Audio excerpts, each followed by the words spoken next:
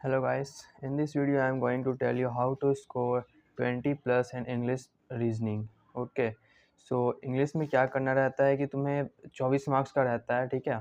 उसका weightage 24 marks का रहता है इंग्लिश में। लेकिन अगर तुम्हें 20 प्लस स्कोर करना है ना, तो देखो तुम्हें बहुत कम मिस्टेक करना पड़ेगा। लेकिन देखो मैं इसका टिप बताता हूँ, असली में 20 प्लस स्कोर कैसे करते हैं। देखो सबसे पहले क्या करना है कि जब तुम पैसेज रीड करने जाते हो ना, तो पैसेज रीड करने से पहले जो क्वेश्चन आते हैं उसमें तुम कंफ्यूज हो जाते हो कि क्वेश्चन में क्या पूछ रहा है। फिर तुम पैसेज के पास जाते हो और फिर देखते हो कि क्या पूछ रहा है क्वेश्चन, और उसमें ढूंढते हो कि उसका आंसर क्या है कुछ क्वेश्चन का। फिर तुम्हें नहीं मिलता है तो फिर इससे टाइम वेस्ट हो जाता है। तो मैं ये बताना चाहता हूँ कि इंग्लिश के पैसेज रीड करने से पहले तुम्हें ना सिर्फ क्वेश्चन को रीड कर लेना है एक बार, ठीक है।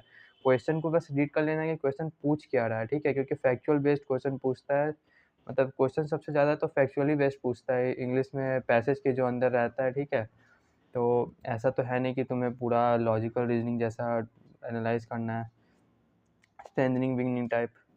तो तुम्हें जो पूछ रहा है क्वेश्चन में उसको सिर्फ अंडरलाइन कर लेना है। जैसे कि एक वो क्या बोलते हैं, सिंड्रेला वाला था।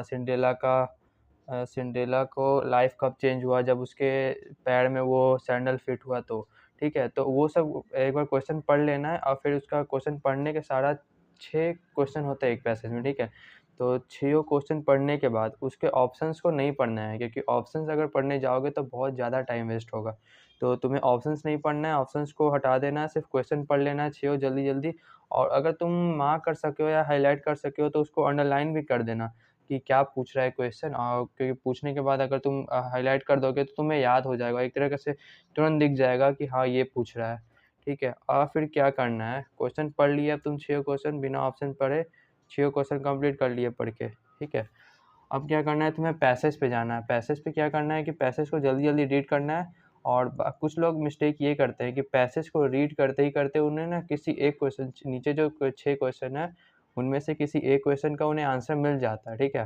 तो वो क्या करते हैं, पैसेज रीड करते-करते जब आंसर मिल जाता है तो पैसेज को वहाँ पे रुक के नहीं पढ़ के फिर क्वेश्चन पे जाते हैं टिक करने के लिए। तो क्वेश्चन पे तुम्हें टिक करने नहीं जाना है, क्योंकि जब क्वेश्चन पे टिक करने जाओगे तुम इतना दूर का भूल जाओगे, क्या पता तुम ऊपर भी कुछ पूछ रहा होगा जो तुम्हें क्वेश्चन याद नहीं है, ठीक है। अगर तुम्हें पहले क्या करना है कि पहले पूरा पैसेज पढ़ लेना है। अ, एक और बात बता देता हूँ, अगर तुम्हें देखो इंग्लिश में पैसेज कैसे आता है, जैसे कि ऐसा नहीं होता है कि पैसेज एक ही बार में इतना बड़ा दे दिया, ठीक है। तो पैसेज को ना तोड़-तोड़ के देता है, एक पैरा, दूसरा पैरा, तीसरा पैरा, चौथा पैरा, ठीक है।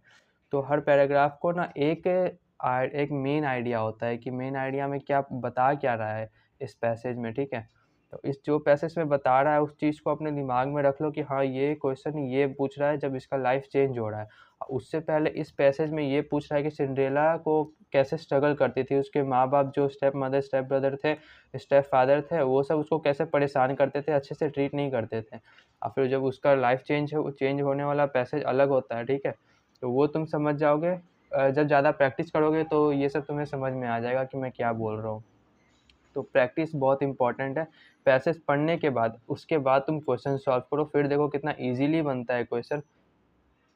ये क्वेश्चन बहुत ईज़िली बनेगा और बहुत जल्दी-जल्दी तुम सॉल्व भी कर लोगे, और टाइम भी ज़्यादा कंज़्यूम नहीं करोगे तुम, ठीक है। तो इससे तुम 20 प्लस तो मैं नहीं कहूँगा, कहीं न कहीं तो गलती हो ही जाता है, लेकिन 18 प्लस तो तुम स्कोर आराम से कर लोगे, मेरे को इतना गारंटी दे रहा हूँ मैं तुम्हें।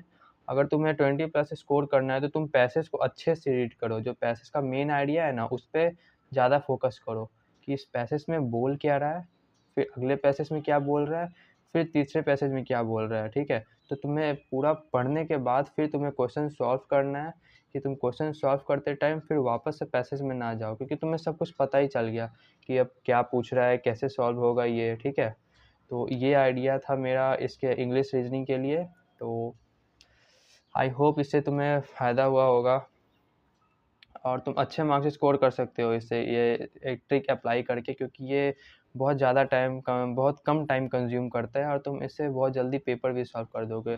आई थिंक ये 30 मिनट तो नहीं लगेगा। 4 पैसेज रहते हैं, हर पैसेज में 6 क्वेश्चन रहते हैं, तो 6 4 24, तो 4 पैसेज रहते हैं ना, तो तुम तो 30 मिनट के अंडर ही अपना कंप्लीट कर लोगे पैसेज, जो कि आई थिंक तुम्हारा 25 मिनट लगेगा, और क्या, ठीक है। तो आई होप सो तुम अच्छा स्कोर करो, ठीक है। All the best, bye. और हाँ, वीडियो को लाइक करना और चैनल को सब्सक्राइब करना, क्योंकि मैं और भी अच्छे अच्छे कंटेंट डालने वाला हूँ।